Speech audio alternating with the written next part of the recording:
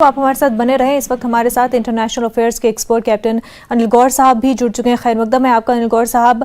जिस बात को लेकर के तमाम ममालिक वार्न कर रहे थे, यूएस खास तौर से, वो बात अब हो रही है। रशिया ने जंग की शुरुआत कर दी है। नमस्कार जी। ऐसा है कि ये वो कहते हैं ना, होना ही था जी। रशिया अभी जो प्रेसिडेंट पुतिन का एड्रेस भी है, उसने बड़ा क्लियरली एक चीज समझा। देखिए, ना रशिया चाहता है कुछ, सिर्फ जो अमेरिकन हेजेमोनी है जी। हर जगह अमेरिका अपनी टांग अड़ाता है, हर जगह अमेरिका जाता है वहां पे, और उसने इंस्टांसेस दिए आपके मिडिल ईस्ट के, सीरिया के, लीबिया के और बाकी कंट्रीज के वहां पे, कि किस हिसाब से इराक के, कि किस हिसाब से अमेरिका सारी दुनिया को बेवकूफ बना के वहां पे मास डिस्ट्रक्शन के वेपन्स करके और वहां गया और क्या क्या किया, और आज वो उस एरिया का क्या हाल है जी। वही चीज जो है अमेरिका जो है यूक्रेन में कर रहा था। और जो एक अमेरिका की पुश है नेटो को ईस्टवर्ड्स, जो कंट्रीज जो जितनी है 15 कंट्रीज जो थी जी। जो रशिया से ब्रेक अवे हुई थी, यूएसएसआर से जो ब्रेक अवे हुई, जो इंडिपेंडेंट जिन्होंने डिक्लेयर किया, उनको किस तरीके से वो अपने साथ मिलाना चाहता था। और जब ये जर्मनी ईस्ट और वेस्ट सारा कंबाइन हुआ, जब उस टाइम जो सारी बात हुई, तब बड़ा क्लियरली कहा गया था नेटो को, और नेटो ने माना था कि हम ईस्टवर्ड एक्सपेंशन नहीं करेंगे जी। अब वो बार बार जितने ये स्टेट्स हैं उनके अंदर अपना जो कोशिश कर रहे हैं वहां पे, और उन्होंने वेपन्स भी डिप्लॉय किए, अपने मिसाइल्स भी डिप्लॉय किए हैं, आस्ते आस्ते करके अब यूक्रेन तक आ गए। यूक्रेन में अभी ये जो करंट जो उनके प्रेसिडेंट हैं ये एंटी रशिया है, एंटी यूएसएसआर है।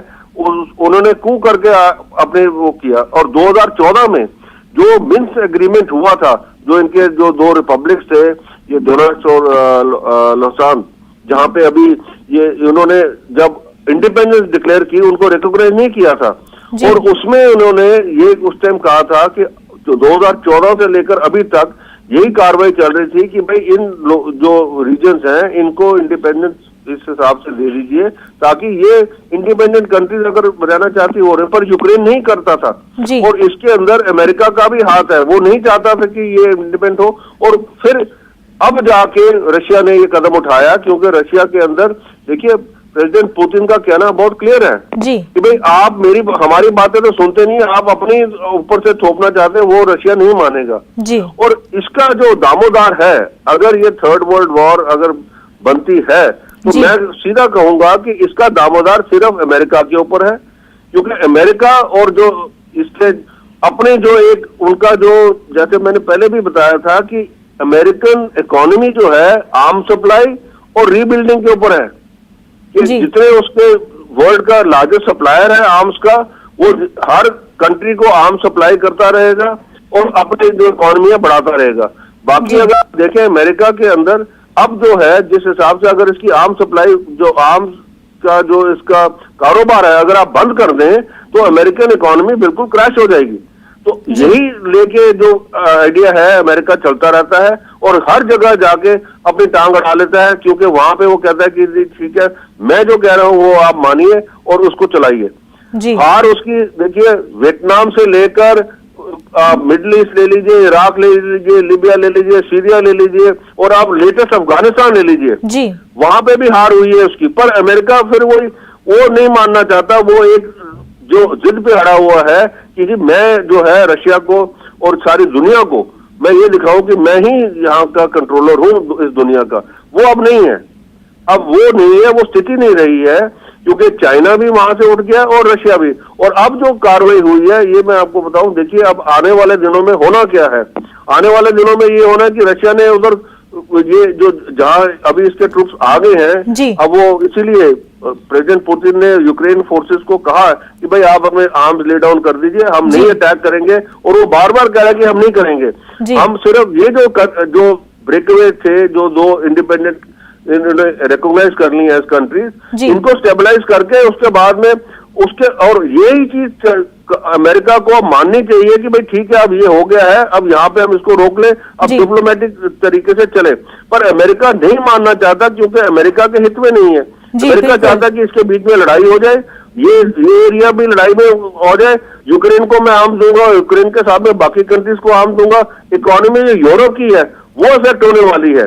बिल्कुल, यूएस की यही कोशिश रहती है हर जगह जो इंटरवेंस है उसके जरिए। आप हमारे साथ अनिल गौर साहब बने रहिए। हमारे साथ इस वक्त associate professor international affair studies JNU doctor Rajan Kumar sahab भी जुड़ चुके हैं। खैर मकदम है आपका। राजन कुमार साहब, जो अभी हालात बने हुए हैं यूएस के फर्दर इंटरवेंशन से क्या हो सकता है कि यूक्रेन की हालत भी यूएस ऐसा पुश करे कि जो दीगर ममालिक में उसने किया है, मिडिल ईस्ट में जो हालत देखी है, अफगानिस्तान में जो हालत देखी है, क्या अब वैसा कुछ देखने को मिल सकता है? क्या वैसे इम्कान है?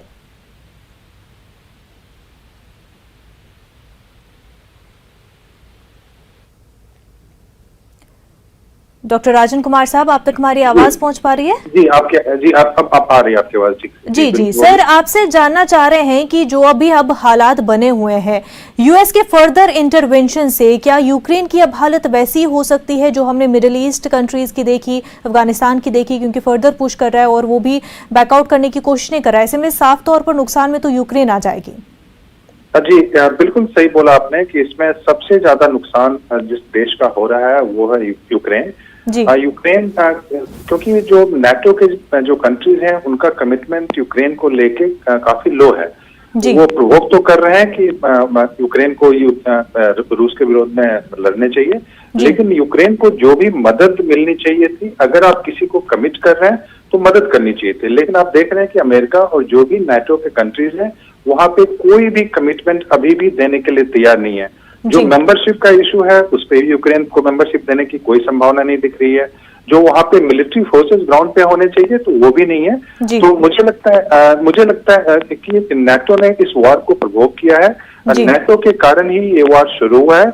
और ये सच है कि रूस भी अभी काफी अग्रेसिव दिख रहा है और रूस जिस ढंग से यूक्रेन में अभी आर्मी भेजा है, हालांकि वो पीस कीपिंग फोर्सेस बोलता है, लेकिन अगर यूक्रेन विरोध करता है, रिटेलिएट करता है तो युद्ध की पूरी संभावना है और वहां पे काफी मुश्किल हो सकता है। और ये केवल बात यूरोप की नहीं है, यूरोप में तो इसका सीधा प्रभाव पड़ेगा, इसके प्रभाव दूसरे देशों में भी पड़ेंगे, जैसे कि अफगानिस्तान, ईरान या भारत प्रशांत महासागर के क्षेत्र हैं, क्योंकि सारे मामले उलझ जाएंगे और ऐसा लगेगा कि जो अफगानिस्तान का इशू है और ईरान का इशू है उसमें रूस एक पोजीशन लेगा, अमेरिका दूसरा पोजीशन लेगा, चीन रूस के साथ रहेगा।